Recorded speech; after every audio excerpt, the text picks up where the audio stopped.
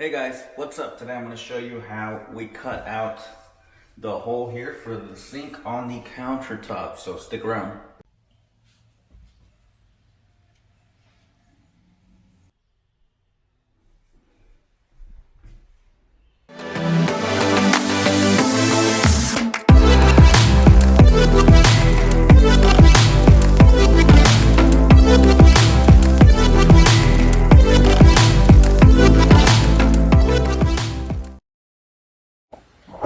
Alright guys, we finally got our sink in. Stainless steel. It's a 30-inch and we're going to cut the countertop hole for it. So we're going to mark off, this is where our cabinet box is. And here's our thing. I'm going to put the sink on here upside down. And we're going to mark it off, cut the hole out. All right, so first we're gonna mark off our countertop, our cabinet box. So we already kind of marked it from under when we had it over there at the house, right here. And this is the overhang. It's gonna have still have a half-inch face and then a half-inch overhang. All right, guys, we got our sink on here. We centered it. This is the cabinet box right here. We centered it in the front and on the sides, and then I went ahead and marked the actual sink with a different color so that I can see. And so our cut is going to be an inch smaller because it's an undermount sink, so this lip is going to be hidden underneath, so we have to make the cut an inch in all the way around. So that's why I marked the actual perimeter of the sink. And right now we'll take this off and do an inch all the way around, and that's what we'll cut.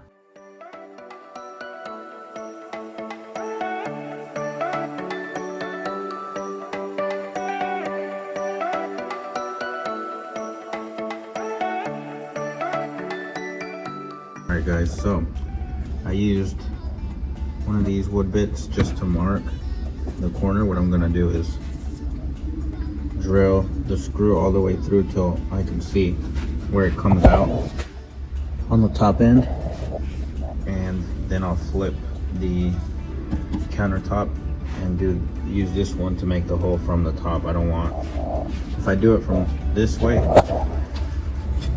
and this is gonna happen on the other end, on the top part, which is the actual countertop side, and I don't want that to happen. But this is when you start the hole on the right side.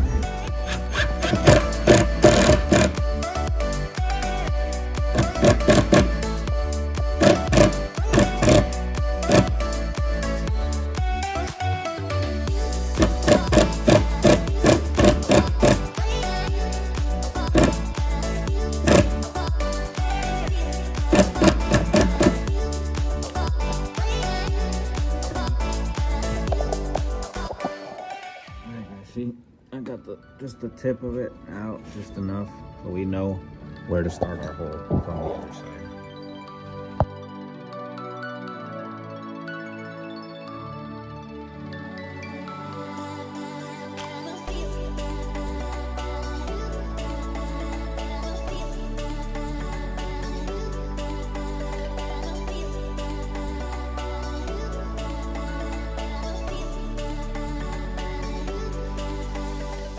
We did the first hole right here. Show them. We did that first hole in the wrong. For some reason, I looked at this seam line and it needed to be over about a ½ inch. So we went ahead and fixed it. We're gonna drill and then we're gonna flip it and fix it. Now we need the saw. We need the track. I'm gonna scoop back for this.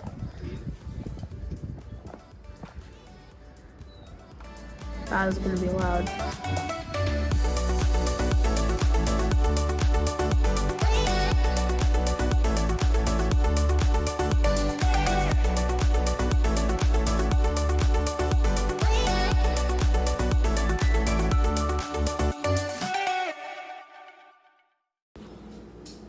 All right, guys. So after a couple of failed attempts at trying to do this with the track, it just was too hard to get the track to land correctly.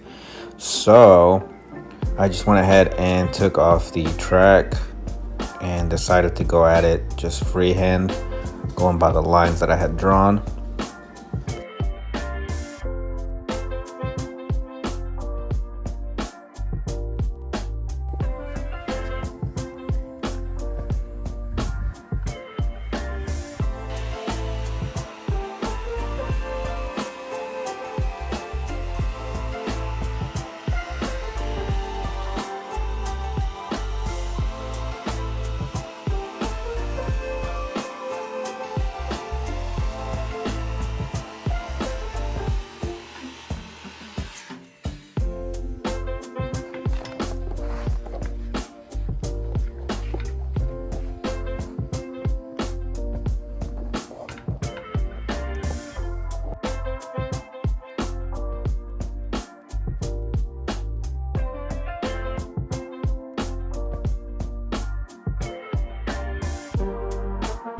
Guys, so I'm gonna use the Sawzall to cut the little edges.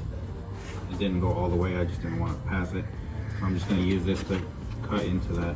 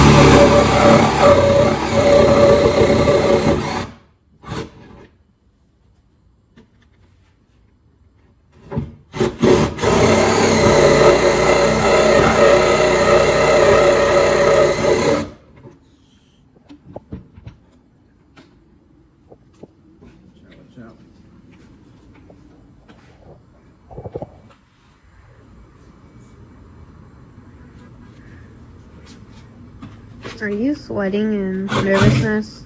What? Are you sweating because you're nervous?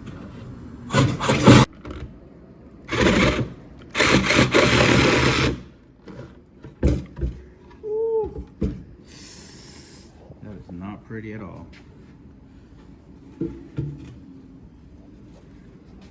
Well, it's gonna be covered either way. It's not. That's the thing. We have to make this pretty now. Why? Huh? Why? Because it's an undermount sink.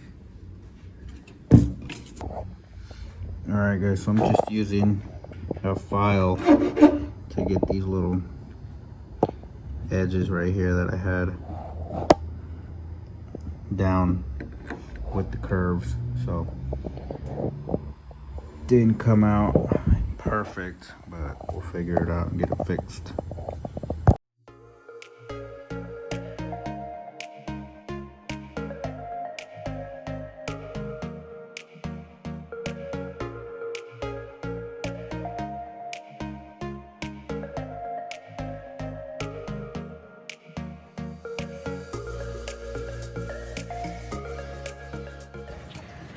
Alright guys, that is how we cut out the sinkhole for the countertops.